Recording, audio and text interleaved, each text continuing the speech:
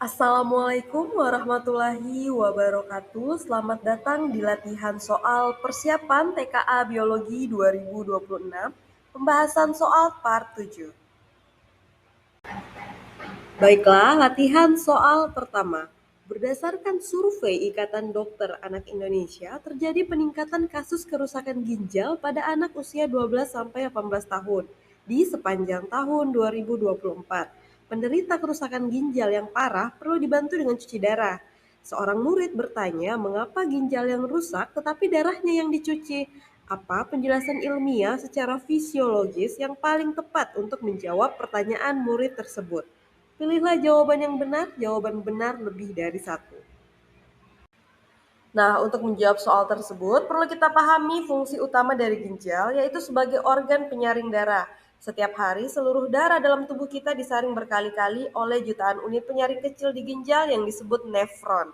Proses ini menyaring sisa metabolisme, terutama dari pemecahan protein seperti urea. Kemudian kelebihan air, garam, dan ion-ion lain. Jadi, fungsi utama dari ginjal sebagai filter atau penyaring. Ginjal bertugas membersihkan darah dari racun atau sisa metabolisme. Jadi, kalau ginjalnya rusak, filternya tidak dapat berfungsi sehingga racun-racun bisa menumpuk di dalam darah karena tidak bisa dibuang lewat urin. Karena itulah, saat ginjal gagal berfungsi, darahnya lah yang perlu dicuci secara langsung. Proses ini disebut hemodialisis, yaitu menggunakan mesin di luar tubuh yang meniru fungsi dari ginjal. Jadi, setelah mengetahui informasi tersebut, kita dapat menentukan opsi pilihan mana yang salah dan opsi mana yang benar. Yang pertama, opsi A, kerusakan ginjal mengganggu sirkulasi darah dan kemampuan sel darah merah dalam mengikat oksigen. Apakah benar atau salah? Oke, opsi A salah karena ini bukan alasan utama mengapa dilakukan cuci darah. Cuci darah dilakukan untuk menyaring zat sisa metabolisme, bukan untuk memperbaiki sirkulasi darah atau kemampuan mengikat oksigen. Selanjutnya, opsi B, ketika ginjal tidak berfungsi dengan baik, darah menjadi kotor karena adanya sel-sel darah yang mati. Apakah opsi ini benar atau salah? Opsi B juga salah karena darah kotor yang pada ginjal bukan disebabkan oleh sel darah yang mati, melainkan karena menumpuknya zat sisa metabolisme seperti urea dan kreatinin yang seharusnya dibuang lewat urin tapi gagal disaring. Selanjutnya, opsi C, kegagalan ginjal dalam menyaring zat sisa pencernaan memungkinkan limbah tersebut masuk ke dalam pembuluh darah. Apakah benar atau salah? Untuk opsi C juga salah, saat sisa pencernaan, misalnya ampas makanan, itu dibuang melalui usus besar, melalui anus, bukan disaring oleh ginjal.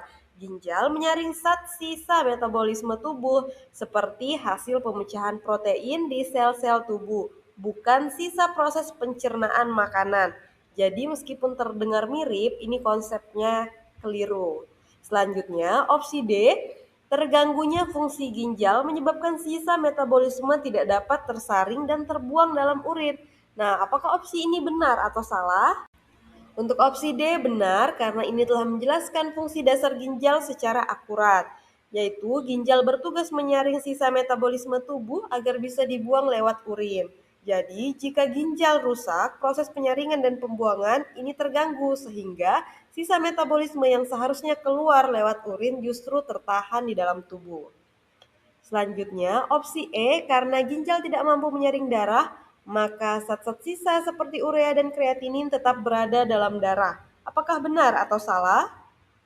Opsi E juga benar, karena urea dan kreatinin adalah dua zat sisa metabolisme protein yang normalnya disaring keluar oleh ginjal.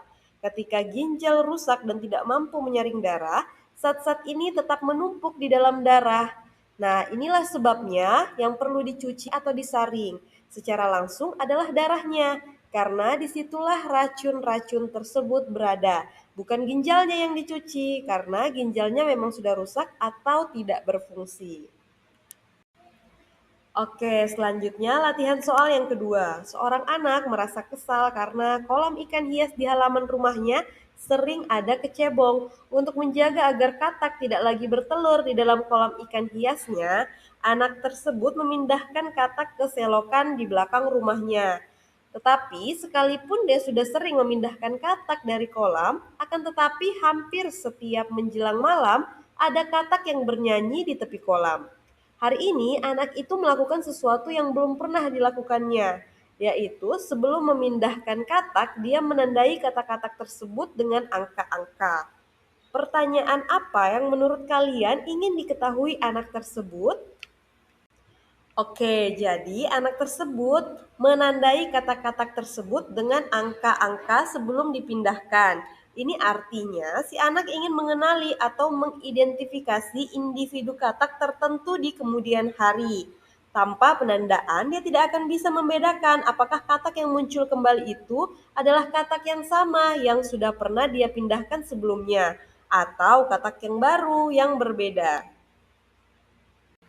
Baiklah, sekarang kita akan mengidentifikasi pertanyaan apa yang ingin diketahui anak tersebut.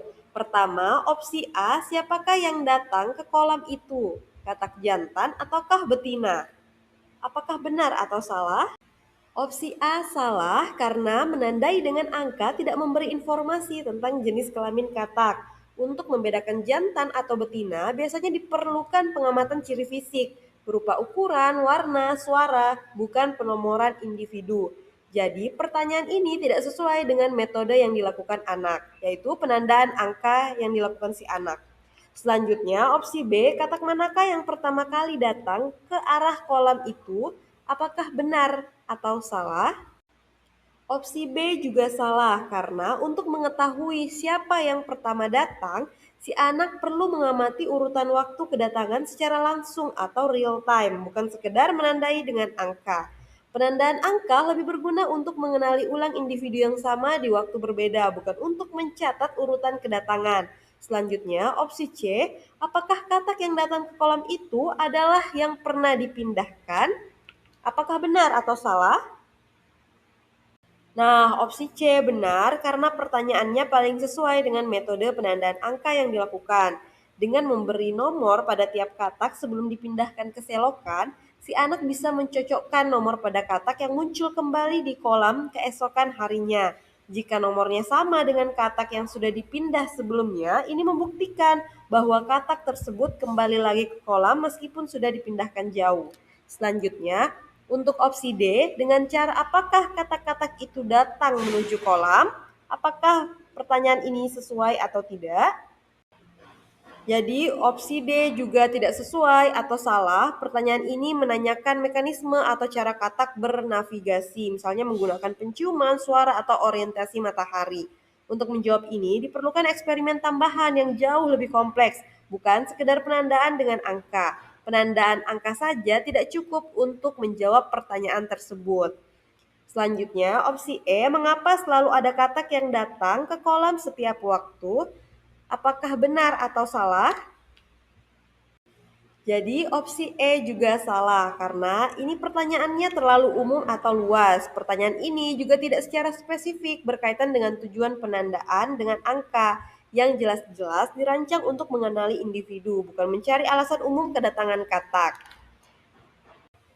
Baiklah, cukup sekian pembahasan latihan soal TKA untuk persiapan TKA. Video ini tersedia dari part 1 sampai part 7 dan akan ada kelanjutan untuk pembahasan soal naskah asli TKA tahun lalu yaitu tahun 2025 yang bersumber dari Dikdesmen. Jadi, jangan lupa aktifkan lonceng untuk update video pembahasan soal yang terbaru. Terima kasih.